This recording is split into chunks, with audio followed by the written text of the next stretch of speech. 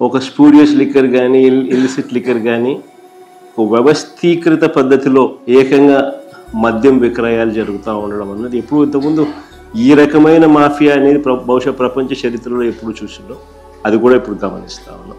ఏకంగా నకిలీ మద్యం చిన్నపాటి ఫ్యాక్టరీలే కనిపిస్తూ ఉన్నాయి రాష్ట్ర వ్యాప్తంగా. నకిలీ మద్యం అంటే ఇల్లిసిట్ అండ్ స్పూరియస్ లిక్కర్ ఏదైతే తయారు చేస్తూ ఉన్నారో వారి మద్యాన్ని వారి లిక్కర్ షాపుల ద్వారా ఈరోజు గవర్నమెంట్లో ఈరోజు షాపులు నడుపుతూ ఉండేటివి అందరూ కూడా ఏ రకంగా వాళ్ళకు షాపులు వచ్చాయి, ఏ రకంగా తెలుగుదేశం కార్యకర్తలు, తెలుగుదేశం ఎమ్మెల్యేలు, తెలుగుదేశం మనుషులు ఏ రకంగా షాపులన్నీ కూడా నడుపుతూ ఉన్నారు మన అందరికీ తెలిసిన విషయమే. ఏ రకంగా ప్రైవేట్ మాఫియా నడుస్తూ ఉంది. వాళ్ళే తయారు చేస్తున్నారు, వాళ్ళ షాపుల ద్వారా వాళ్ళే మద్యాన్ని కూడా అమ్ముతూ ఉన్నారు.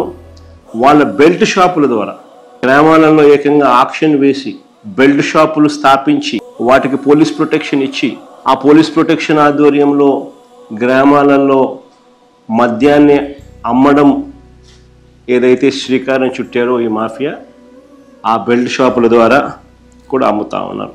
వీళ్ళ ఆధ్వర్యంలోనూ జరుగుతూ ఉన్న ఇల్లీగల్ పర్మిట్ రూముల ద్వారా కూడా మద్యాన్ని విచ్చలవిడిగా అమ్ముతూ ఉన్నారు, ఈ కల్తీ మద్యాన్ని.